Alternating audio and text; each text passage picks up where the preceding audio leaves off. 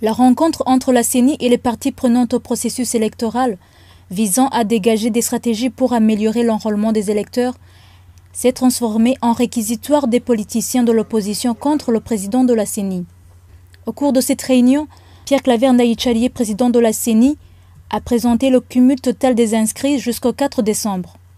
Les données chiffrées affichent un cumul de 2 561 883 inscrits sur la projection de 4 200 000 inscrits attendus. Il s'est aussi exprimé sur la problématique de la distribution de la carte nationale d'identité.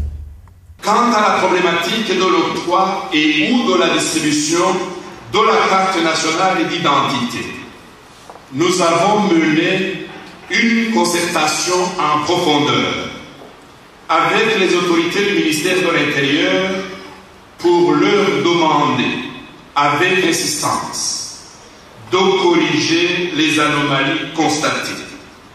D'après Pierre-Claver Ndayicariye, la CENI a déjà pris des mesures contre les agents recenseurs et encadreurs qui ont failli dans l'accomplissement de leur mission. Certains ont été remplacés, d'autres sont sous interrogatoire à la police judiciaire. Lors de ces débats, certains responsables politiques ont félicité la CENI. Je serai par présenter ma satisfaction quant à l'évolution de ce que nous vous avions demandé la dernière fois, c'est-à-dire ce lundi. Et nous constatons qu'il y a quand même une évolution. Par contre, certains représentants des partis politiques ont demandé la suspension des opérations d'enrôlement des électeurs. À 2 jours de la fin de l'inscription, vous n'avez inscrit que 2 500 000 et qu'il reste 1 700 000. C'est que vous avez mal planifié. Monsieur le Président, il faut voir la méthodologie, sinon vous allez faillir à votre devoir. Vous n'avez donné aucune solution concrète.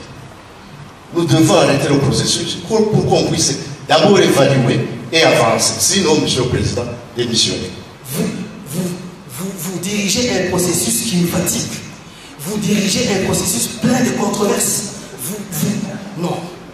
Vous devriez avoir l'ambition de rassembler tout ce monde, d'écouter les uns et les autres, d'évaluer, au besoin même de recourir à des experts pour analyser les contestations qui sont formulées. Je vous en supplie, respectez la Constitution, ayez à cœur l'avenir de notre pays. Si maintenant il y a une opinion qui se développe, qu'il y a une fraude massive qui est organisée à travers la distribution notamment de la carte d'identité, pourquoi ne pas accepter de faire une pause pour évaluer le bien fondé de cette opinion?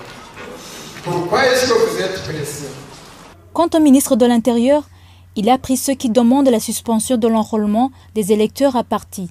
Nos partis politiques n'ont pas d'assises et nos partis politiques sont mal organisés.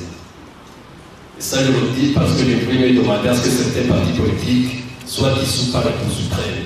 Mais ce sont aujourd'hui ces partis qui n'ont aucune représentation, qui aujourd'hui, profitant de séances comme celle-ci, veulent faire aussi autour comme s'ils sont intéressés par le processus électoral. Non, je ne veux pas qu'ils trompent l'opinion nationale et internationale, ils ne sont pas intéressés. La plupart des partis politiques, la preuve en est que ceux qui ont demandé d'observer l'enrôlement ne sont qu'au nombre de 9. L'ambassadeur du Royaume de la Belgique s'est exprimé en son nom propre sur le processus électoral.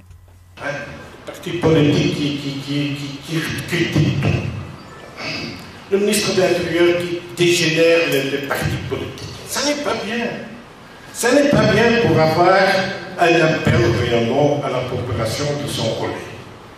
À cette occasion, le président de la CENI a annoncé que les opérations d'enrôlement se clôtureront le 12 décembre.